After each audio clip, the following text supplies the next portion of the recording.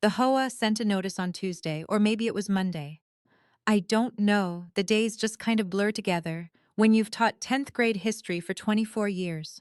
It was one of those sterile letters telling me my hedges were a quarter inch too high. I stood there for a minute staring at it for a while, wondering when I'd decided to live in a place where someone actually measures the bushes.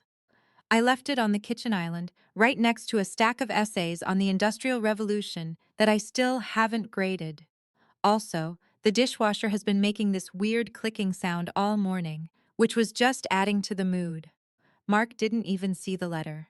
He doesn't really notice anything unless it's his quarterly projections or if his coffee isn't the right temperature. He just walked right past me to get his briefcase, his shoulder brushing mine. He didn't even look at me. It wasn't like he was trying to be mean, he just wasn't aware I was there. I guess I've just gotten used to staying out of his way. I know exactly how to move around the kitchen, so I'm not blocking his path to the toaster. I've learned to time my questions about the mortgage or the kids' college stuff for that tiny window between his first espresso and his first conference call. The drive to school was the same as always. Traffic in the Chicago suburbs is just miserable, just rows and rows of gray SUVs fighting for an inch of road. I sat in my old Honda, listening to a podcast about the Roman Empire and watching the rain smear the windshield. I started thinking about my 401k and wondering if I've put enough in to actually retire before I lose my mind. I'm 56. Most mornings, my only real goal is to make it to 3 p.m. without snapping at a student who thinks the French Revolution happened in the 20s. My classroom smells like old paper and those cheap disinfectant wipes. I've had the same maps and posters. For 20 years, some of the maps are outdated, and the historical figures in the pictures always look like they're judging me. The kids were restless today. It's that specific kind of rain afternoon energy where 15-year-olds just vibrate with boredom. I was talking about the Treaty of Versailles, but they weren't listening. They were just staring at their phones under the desks. I caught my reflection in the smartboard during a quiet reading period. I just looked. Done. Not just tired, but like I was exhausted down to my bones. My hair is thinner, and I've got these lines around my mouth that I don't remember getting. I wondered if Mark even sees me as a person anymore, or if I'm just the woman who makes sure the laundry is folded and the taxes are done. I think it's the latter. He treats me like a dishwasher you don't really think about it as long as it works and stays in the kitchen. I stopped at Target on the way home. I didn't need anything, but I just wandered the aisles for a bit. I spent maybe 15 minutes looking at laundry detergents, trying to decide between fresh linen and spring meadow. It was honestly the most intense decision I made all day. I ended up buying both. There was no real difference. The house was quiet when I got back. Mark was in his office, with the door shut. I could hear him talking through the wall, probably dealing with some corporate crisis. I started the dishes, and the scrubbing just helped me clear my head for a second. Then I decided to tackle the hall closet. It's basically where everything goes to de-old umbrellas, a vacuum that doesn't work, holiday boxes. I was looking for that heavy-duty stapler I lent Mark a few months ago. It was buried under a bunch of old gym bags and some magazines from 2014. He refuses to throw them away because he thinks he might need to refer to an article someday. I spent 10 minutes tossing aside old copies of Economist and Golf Digest before I finally found the stapler. And that's when I saw it. Tucked way in the back, behind some winter coats and the luggage we used for Italy back in the early 2000s, was this small, black leather briefcase. It wasn't his work bag. This one was smaller, older, and covered in a thick layer of dust. I don't know why I opened it. I usually don't touch his stuff because I don't want the headache of him accusing me of snooping. But the way it was hidden, not just put away, but shoved in the back made me feel weird. The lock was just a 3-digit code. I tried the birth year of our first daughter, and it clicked open on the third try. The sound felt way too loud in the quiet hallway. There weren't any bank statements or photos. Just a stack of envelopes tied together with twine. They were all addressed to the same woman, and the handwriting wasn't Mark's. They were from about 5 years ago, right when he was traveling for work to the West Coast every other month. I pulled one out. The paper was expensive, cream-colored. As I read it, it felt like the air left the hallway. It wasn't a typical love letter. It was more like intimate updates. She talked about things they liked, a secret apartment they rented in a city I've never been to, and how Mark looked when he was finally away from the suffocating predictability of his home life. That word, predictability, just hit me. I thought about my life at the Hoa letters, the Target trips, the history lessons, the way I time my voice around his coffee. I spent 20 years making everything stable for my family, and to him, that was just a cage. I just sat down on the floor of the closet, leaning against the wall. I held the letter and just looked at it. I didn't really cry or anything, I just felt this cold clarity. It was like someone finally turned the lights on in a room I'd been sitting in for years, and I could finally see how much dust was on everything. I looked at the rest of the letters tied up with that twine. I thought about how he didn't even look at me this morning. Then I heard his office door open. I heard his footsteps coming down the hall, that heavy sound he makes like he owns every inch of the house. I didn't move. I just sat there in the dark of the closet with the briefcase in my lap, listening to him hum some song I didn't recognize. So I'm sitting on the floor of the hall closet, and it's freezing. I remember noticing this random piece of lint on my stockings, just staring at it when I saw the shadow. Mark was just standing in the doorway. He didn't look shocked or anything.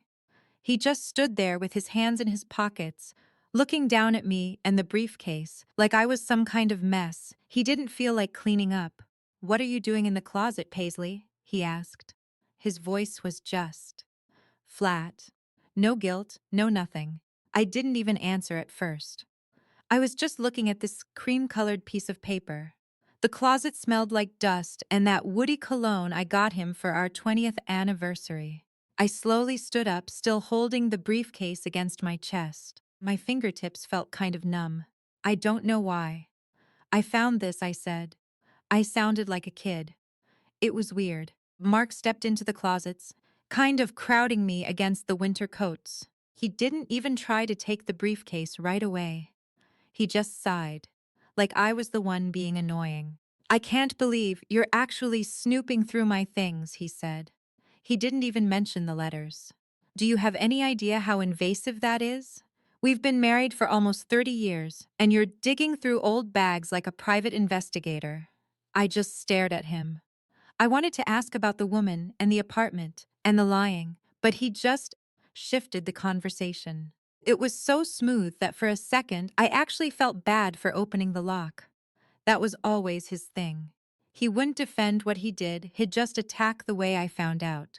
"Who is she, Mark?" I asked. He actually rolled his eyes. "For God's sake, Paisley, those are ancient. It was a phase, a lapse in judgment from years ago." I thought it was buried, but instead of talking to me about our relationship, you go on a scavenger hunt in the hallway. It's honestly a bit pathological. He loved words like that.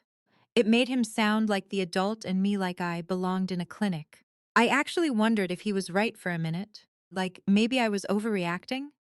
The letters were from maybe 5 or 6 years ago. I can't remember exactly when those West Coast trips started. I just remember the house getting quieter. He felt, I don't know, like a radio station drifting out of range. Wait, I think I forgot to buy almond milk yesterday. I remember thinking that right then, which is stupid, but whatever. A lapse in judgment doesn't usually involve a separate apartment, I said. "It was a complication," he snapped. "A complication I handled, and now you're dragging it back because you're bored with your grading and your hedges. Do you really want to do this? Blow up our whole life over some old paper and a few mistakes from 5 years ago?" He didn't even wait for me to say anything. He just took the briefcase, stepped back into the hall, and closed the door. Not a slam, just a firm click. He walked to his office without looking back, and I was just left there in the dark with the old umbrellas and that broken vacuum. I stayed there for a while. I didn't cry. I just kept thinking about him calling me pathological. And all those hours I spent pressing his shirts and managing the kids' schedules. I guess I just muted myself so he had more room. Dinner that night was just chicken and steamed broccoli. Mark didn't say a word, he just kept checking his phone. I watched him chew and wipe his mouth with a napkin, and it was like the closet thing never happened. He didn't apologize or explain. He just assumed I'd go back to being the usual me by the time the main course was served. I passed him the salt. He didn't say thank you. After he went back to his office, I just sat at the kitchen table and stared at the dishwasher. It was making this clicking sound. I really wanted to fix it, but I had no clue how. I just sat there listening to it. The next morning, I was up at 5:30. Mark was already in the shower, so I went into his office. He'd left the door unlocked, which felt like a dare. The briefcase was gone, probably in a safe, but his computer was right there. He's always been arrogant about passwords. He thinks I'm too tech illiterate to figure anything out. He once spent a whole weekend laughing at me because I couldn't sync my laptop to the printer. But I've spent 3 years teaching 10th graders how to use digital archives for history projects. I know how to find a hint. I sat in his chair, it smelled like leather and old coffee, and spent an hour trying stuff. The kids' birthdays, our anniversary, his first dog. Nothing. I was getting frustrated, and then I saw a piece of blue masking tape under the desk drawer. I pulled it off, and there was a string of numbers and a symbol in his architectural handwriting. I typed it in, and the desktop popped up. I didn't check emails first. I went straight to the money. We have a joint account for the house and bills, but Mark always handled the investments. He told me the 401k was fine and we were set for retirement. I just signed whatever papers he put in front of me. I opened the banking portal and started scrolling through the last 5 years. There was this recurring transfer. Every month on the 15th, $3,000 was moving from a savings account I didn't even know existed into some other account. There was no name, just a routing number. I followed it. It took a while, because he'd moved the money through a few different shells. I actually got distracted by a folder called Taxes 2018, but it was just scanned receipts for high-end golf clubs and dinners in San Francisco and Seattle. I spent 10 minutes wondering why he kept a receipt for a $300 bottle of wine from a place called the Waterfront. He probably just wanted to write it off as a business expense. He was so careful about stealing from the government, but he was stealing an entire life from me. Anyway, I got back to the accounts. The secondary account was almost empty. There were withdrawals for rent, utilities, interior design services, and luxury linens. It wasn't a phase. He'd been funding a whole other existence. He didn't just cheat with a person, he cheated with a whole different lifestyle. I felt this cold pressure in my chest. Not sadness exactly. Just the realization that the guy I'd been married to for 30 years didn't actually exist. The man who complained about the hoa at dinner was just a character. The real Mark spent $3,000 a month on fancy linens for someone else. I heard the shower stop upstairs. I closed the tabs, shut down the computer, and slid into the hallway just as he came out of the bathroom, drying his head with a towel. "Morning," he said. He didn't look at me. He just went for the coffee maker. I stood there for a minute watching him. I wondered if he could tell I was different. I wondered if he noticed I wasn't adjusting my voice to fit his mood anymore. It felt like I was watching a movie of my own life, and I finally hated the lead actress. The rest of the week was just normal. I went to school, taught about the Cold War, came home, and made dinner. I stayed predictable. I even smiled when he talked about a new project at work.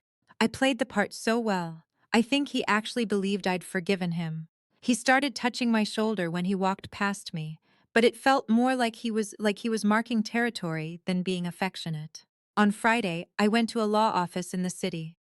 I didn't have an appointment, I just walked in and asked for someone who handled complex assets. The office was in a high-rise overlooking the gray part of Chicago. The lawyer, a woman in her 60s with a sharp bob and expensive glasses, listened to me for 40 minutes. She wasn't surprised. She's seen this 1,000 times. The husband manages the money, the wife manages the house, and the secret accounts show up at the end. "We need to document every transfer," she told me. "Don't tell him you were here. Don't tell him you know about the accounts. If he suspects you're building a case, hell, move the money. We need him to think you're still that stable, predictable woman. I walked out into the humid air and drove home slowly. I stopped at a red light near a shopping center and just looked at all the other cars. The same gray subs, the same tired people. I did the math on the $3,000 a month over 5 years. It was a lot. Enough for a small condo, or a better education for the kids, or a life where I didn't have to care about my hedges. When I got home, the house was quiet. Mark wasn't back yet. I went into the kitchen and looked at the dishwasher. I finally figured out. The clicking was just a piece of plastic caught in the spray arm. I reached in and pulled it out. The machine stopped clicking. Everything was just silent. I stood there holding that piece of broken plastic, and I realized I wasn't even that tired anymore. I was just waiting. The next few weeks were an exercise in endurance. I went back to my routine, which was easy because my routine had been the same for 2 decades. I woke up, I made the coffee. I drove through the same gray sludge of traffic on I-294, and I taught my students about the Cold War and the fall of the Berlin Wall. It felt appropriate, in a way, to be lecturing about the collapse of empires while my own was quietly crumbling in a hall closet. Mark was almost too nice. He started bringing me small things, a bouquet of grocery store lilies, a bottle of a Chardonnay. I didn't even like as if he could buy back the silence he'd broken. He seemed convinced that by ignoring the problem, he had solved it. He'd treat me to dinner at some overpriced bistro in Naperville, where the waiters wore vests and the portions were tiny, and he'd talk about his firm's expansion into the Midwest market. I would just nod and eat my salmon, thinking about the $3,000 a month. I started meeting with the lawyer, Sarah, twice a week. She had a private investigator who was digging into the routing numbers. Sarah told me to keep my head down, to remain the reliable wife. I did. I became a master of the blank expression. I listened to Mark complain about his boss or the quality of the new office carpeting, and I just think, I wonder what Charlotte is doing right now. I didn't know her name until the third week. The investigator had found it, Charlotte Jackson. The name sounded like something out of a classic novel, something polished and effortless. I spent an entire Tuesday nighter. Maybe it was Wednesday. I remember it was the night Maya called to complain about her roommates coring the internet for her. I didn't want to, but I couldn't stop myself. It was like a car crash.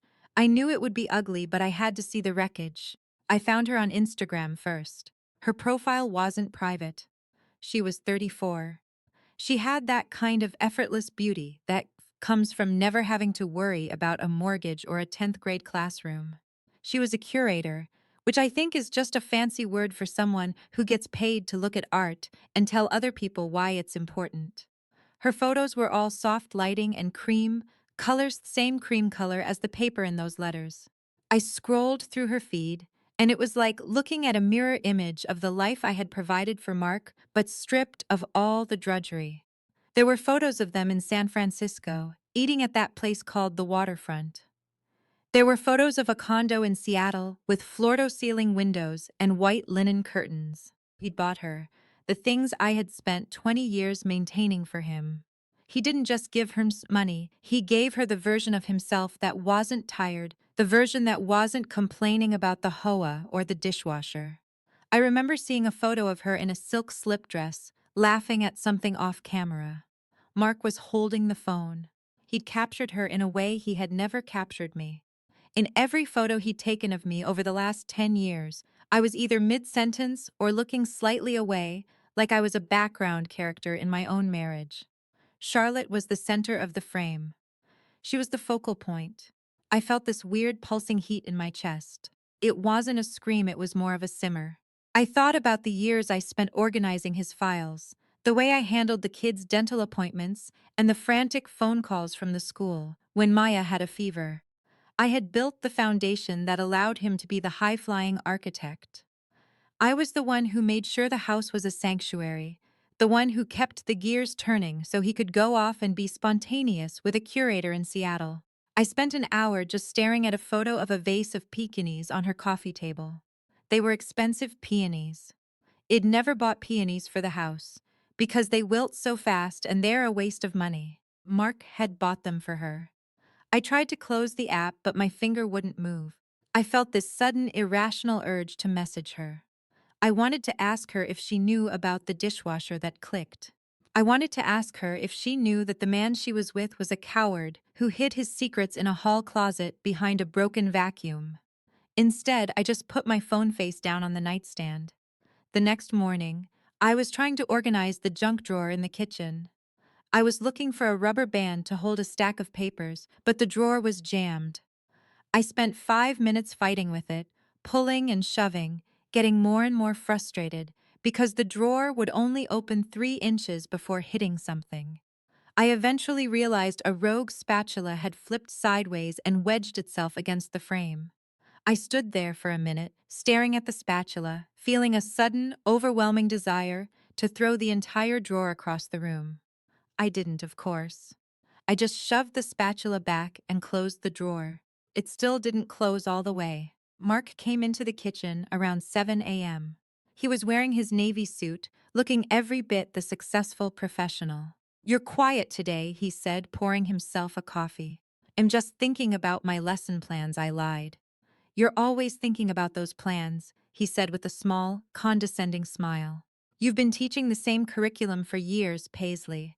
You could probably do it in your sleep." I looked at him, really looked at him. I noticed a small stain on his tie and the way his skin was starting to sag around his jawline. He wasn't a god, he was just a man who was very good at pretending. He thought he had me figured out. He thought I was a static object, a piece of the house that would always be there, unchanging and accepting. "You're right," I said. "I could do this in my sleep." He didn't catch the tone. He just hummed and walked out the door. A few days later, Sarah called me with more news. The investigator had found the lease for the Seattle condo. It wasn't in Mark's name, but it was paid for through a corporate entity he'd set up as a consulting firm. "He's been very sloppy," Sarah told me. "He thinks Hez the smartest person in the room, so he doesn't think anyone is actually looking at the paper trail. We have enough to prove the diversion of marital assets. In this state, that's going to be very helpful for us." "What does helpful mean in terms of numbers?" I asked. Sarah gave me a range that made my head spin. It was more than I had ever imagined.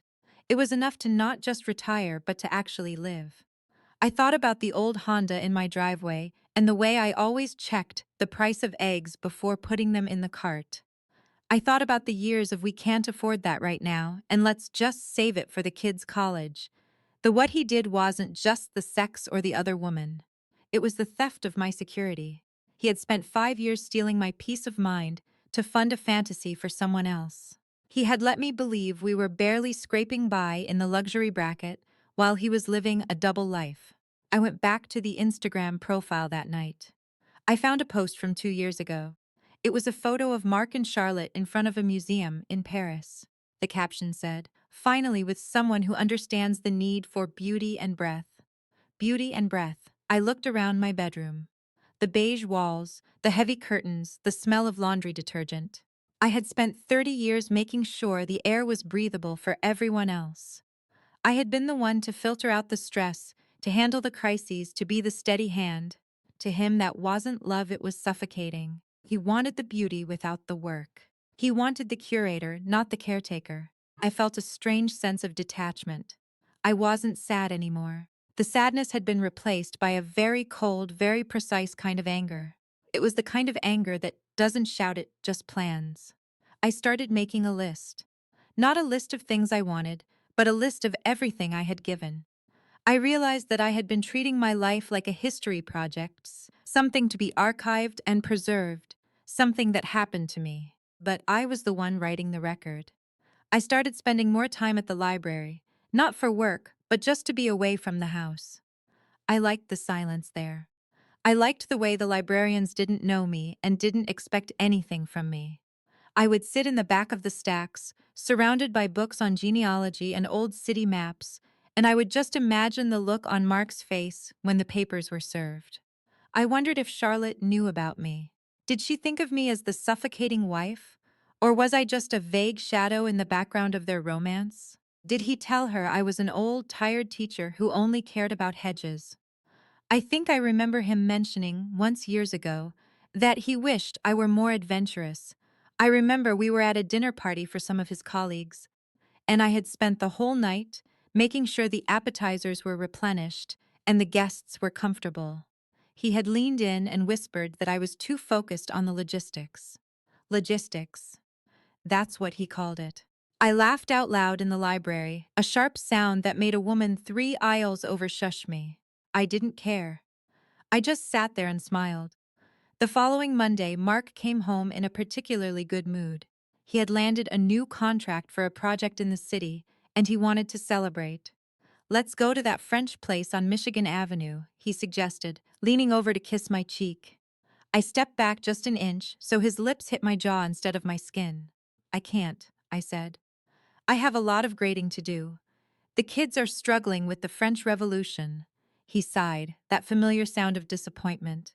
"Always the students, Paisley. Do you ever think about yourself?"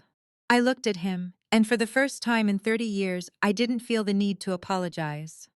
I didn't feel the need to explain why my job mattered, or why the students needed my help. "I am thinking about myself right now, Mark," I said. "Quite a lot, actually." He frowned, sensing something was off, but he didn't push. He never pushed.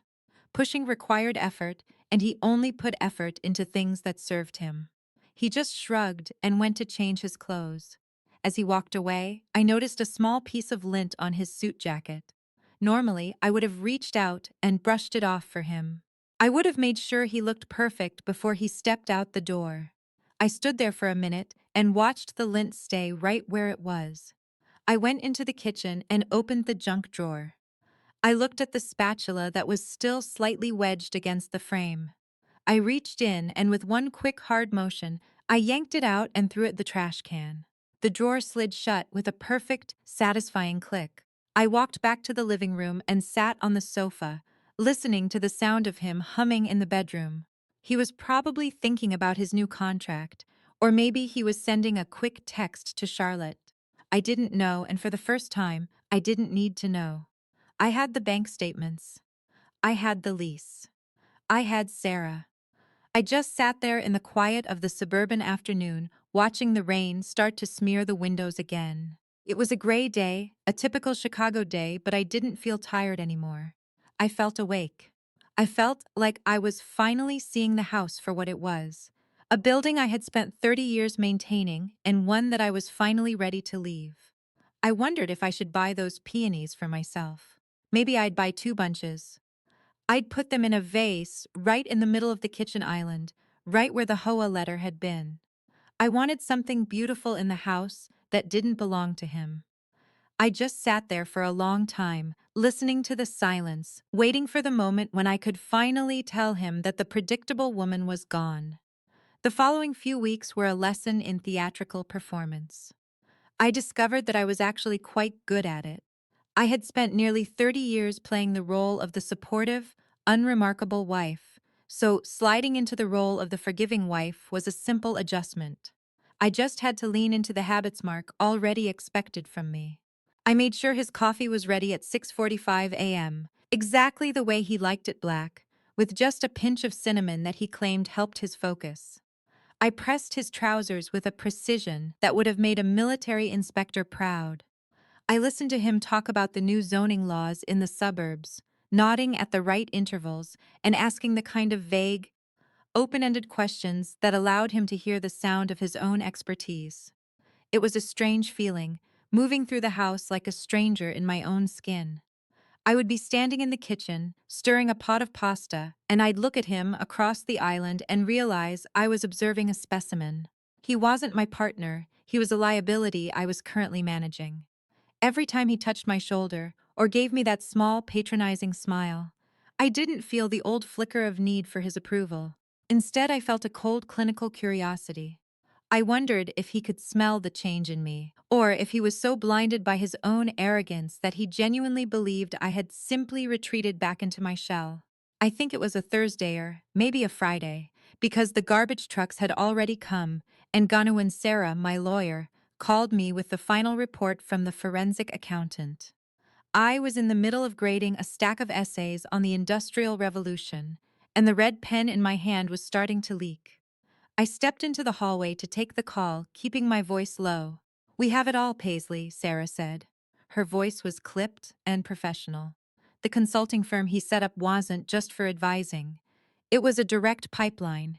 He was routing a significant portion of his bonuses, and some of the partnership draws into that shell company, which then paid for the Seattle property, the travel, and the curator's expenses. In legal terms, this is a clear case of the dissipation of marital assets. He didn't just spend money. He intentionally hid it to deprive the marital estate. I leaned against the wall, feeling a strange sensation in my fingertips. What does that mean for the settlement? It means we have a massive amount of leverage, Sarah explained. When we file, we aren't just asking for a fair split of the known assets. We are asking for a corrective distribution. Because he acted in bad faith to hide these funds, the court can be very aggressive in how they award the remaining equity to you. He thought he was playing a game of chess, but he left the board open. We can essentially strip the equity from the main house, or take a larger share of the 401k to compensate for the money he already spent on Charlotte. I didn't feel a surge of triumph. I just felt a heavy grounding sense of relief. For years, I had lived with a vague, nagging anxiety that I was one bad month away from financial instability, even though we lived in a house that cost more than my parents' entire neighborhood. Mark had always managed the big picture, and I had managed the grocery list. He had made me feel like I was lucky to have his financial guidance, while he was systematically draining my future to pay for someone else's linen curtains. I hung up the phone and went back to my grading. I noticed a smudge of red ink on my thumb. I spent a few minutes trying to scrub it off with a damp paper towel, but it just smeared, leaving a faint pink stain on my skin. I just left it there. The routine continued. I began visiting Sarah's office twice a week, usually during my planning period or immediately after school. I told Mark I was taking a continuing education course on digital archiving to help with my curriculum. He didn't even ask which college it was or when the classes were. He just hummed and told me. It was nice that I was finally taking an interest in professional development. The arrogance was almost breathtaking. He truly believed that I was a static object. To him, I was like the wallpaper in the guest bedrooms, something that had been there for a long time, something that functioned as intended, and something that didn't require any active attention. I realized that this was his greatest weakness. He had spent so long dismissing me that he had forgotten I was a person with a brain, a memory, and a capacity for rage. One Tuesday afternoon, I went to Target to pick up some school supplies and a few things for dinner. I remember the parking lot was a complete disaster. Some woman in a white Lexus had taken up 2 spaces, and I had to park 3 rows further back than usual. As I was pushing my cart toward the entrance, the front left wheel started to wobble violently. Every time I tried to steer toward the doors, the cart jerked sharply to the right. I spent 5 minutes fighting with it, trying to lift the wheel or shake it loose, getting more and more irritated. I could feel the heat rising in my neck as I struggled with this stupid piece of plastic and metal. I eventually gave up and left the cart in the middle of the lane, walking into the store, empty-handed and deciding I didn't even want the supplies anymore. I stood there for a minute in the entryway for a second, staring at the automatic doors opening and closing, feeling an irrational urge to scream at the top of my lungs. I didn't scream, of course. I just bought a pack of gum and drove home. When I got back, Mark was in the living room, reading a trade magazine and sipping a glass of scotch. The house was quiet, the kind of heavy silence that usually precedes a storm. I walked past him to go to the kitchen, and he didn't even look up. The Hoa sent another notice about the hedges, he mentioned casually. They're saying the south side is over the limit by 2 inches. I told them it was negligible, but you might want to trim them back this weekend. I stopped and looked at him. He was wearing his reading glasses, the ones that made him look intellectual and composed. I thought about the curator in Seattle. I wondered if she also had to worry about hedges. I wondered if Mark told her that he was a man of great discipline and taste, while he spent his weekends telling his wife to shave 2 inches off a shrub. "I'll get to it," I said. My voice was flat. "Good," he replied, finally looking up. "It's important to maintain the standard of the neighborhood. We don't want to be the house that looks like it's sliding into neglect. I almost laughed. The irony was so thick it was practically suffocating. He was worried about the visual standard of the neighborhood, while his entire moral architecture was a ruin. I walked into the kitchen and started unpacking my bag, my movements slow and deliberate. I began to spend more time in the archive of my own life. I went through old photo albums, not out of nostalgia, but to document the timeline. I wanted to see exactly when the shift happened. I found photos from 10 years ago. We were at a lake house in Michigan. I was laughing, my hair windblown, looking at him with a kind of trust that now seemed alien to me. Then I found photos from 5 years ago.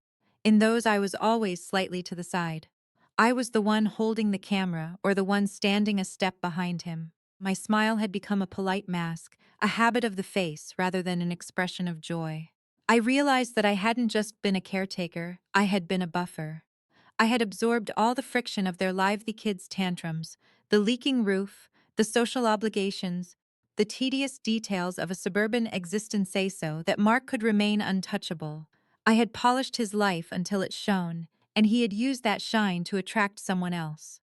I remember one specific memory. I think it was during a summer when Maya was in middle school. We had gone to a local fair and it had started to pour rain. I had spent the entire evening making sure the kids had umbrellas, making sure Mark's suit didn't get ruined, and coordinating the drive home in the chaos of the traffic. I had been drenched to the bone, my shoes squelching with every step. Mark had looked at me, dripping and exhausted, and he had simply said, "You really should have checked the forecast more carefully, Paisley." I had apologized to him. I actually apologized for the rain. Standing in my kitchen now, I felt a sudden sharp clarity. The apology I owed wasn't to him, it was to the woman in those photos. I owed her a life where she didn't have to apologize for the weather. As the weeks passed, Sarah and I finalized the sovereign move. That was what she called it, the strategic strike. We wouldn't just file for divorce, we would file and serve him the papers simultaneously with the evidence of the hidden accounts. We wanted to hit him at a moment when he felt most secure, ensuring he wouldn't have time to move any more money or craft a narrative to sway the court. The timing has to be perfect, Sarah told me during our last meeting. We want him in a position where he can't easily retreat. Once the papers are served and the financial discrepancies are on the record, the power dynamic shifts instantly. He will go from being the one in control to the one begging for a settlement. I felt a coldness in my chest that I actually liked. It was a steady, unchanging temperature. I wasn't anxious anymore. I wasn't shaking. I was just waiting for the clock to run out. I started doing small things to prepare for the aftermath.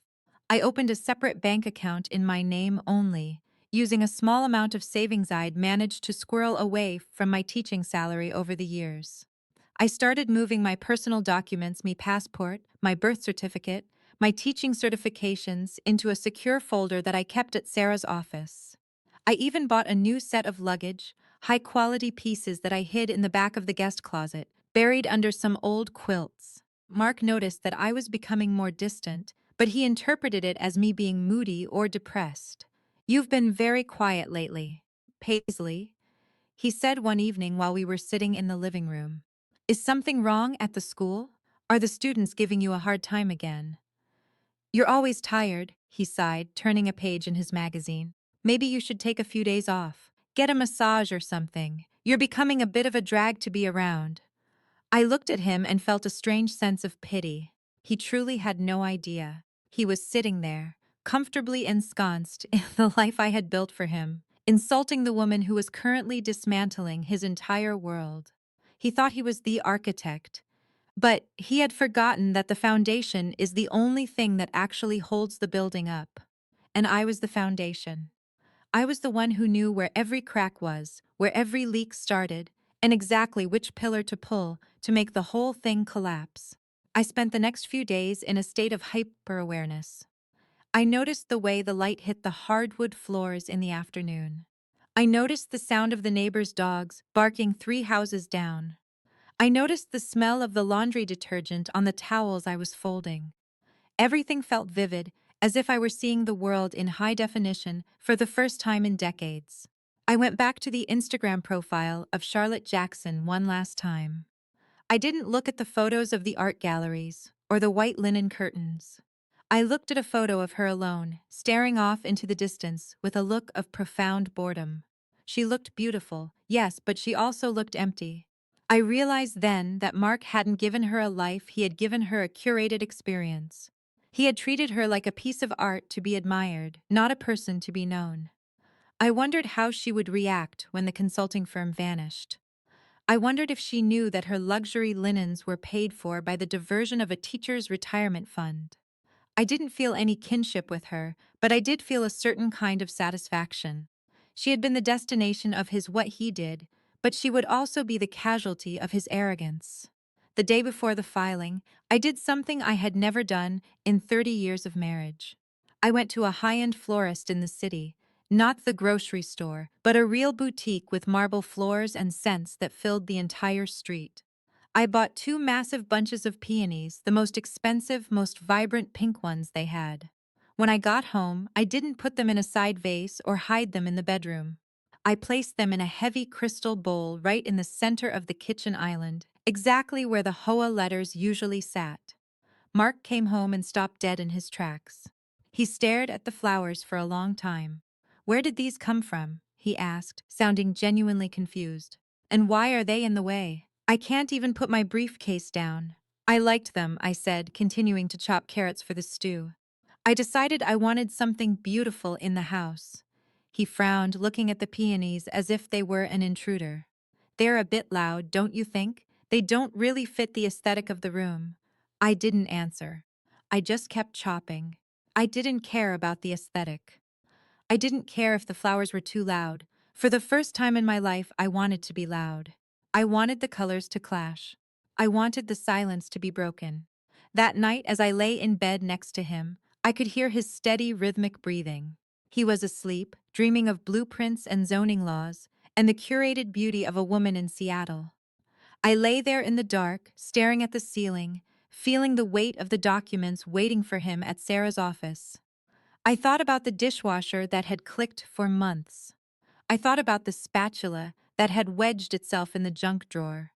I thought about the red ink on my thumb and the wobbly cart at Target. All those small, irritating, messy details of a life that Mark had found beneath him. I realized that I actually loved those details. I loved the mess. I loved the friction, because the friction was where the truth lived. The perfection Mark craved was a lie, a thin veneer of paint over rotting wood. I closed my eyes and imagined the look on his face tomorrow afternoon. I imagined the moment the process server would ring the doorbell, and the moment Mark would realize that the predictable woman had rewritten the script. I didn't feel a need to cry. I didn't feel a need to scream. I just felt a deep, settling calm. I reached over and adjusted the blanket, pulling it slightly away from him, creating a small, distinct gap of cold air between our bodies. It was a tiny movement, almost imperceptible. But as I drifted off to sleep, it felt like the most sovereign move I had ever made. The next morning I woke up at 5:30 a.m. I made the coffee with the pinch of cinnamon. I pressed his trousers. I smiled at him when he told me the hedges still looked a bit shaggy. I played the part to the very last second. As he walked out the door, he kissed my cheek, a quick, distracted gesture. "See you tonight, Paisley," he said. "See you, Mark," I replied. I stood in the doorway and watched his car pull out of the driveway, the gray SUV blending into the gray morning of the Chicago suburbs. I waited until the sound of the engine faded completely, and then I walked back into the kitchen. I looked at the peonies. They were starting to open, their petals heavy and fragrant, filling the room with a scent that was almost overwhelming. I reached out and touched one of the petals, feeling the softness of it against my skin. Then I picked up my phone and called Sarah. "It's time," I said. I hung up the phone and sat down at the kitchen table. I didn't have anything to do for the next few hours. No lesson plans to grade, no hedges to trim, no schedules to manage. I just sat there, in the silence of the house, watching the clock on the wall tick forwards, second by second, toward the end of my life as a background character. I wondered if I should make a sandwich, but I wasn't hungry. I just sat there and watched the light change on the wall, waiting for the doorbell to ring.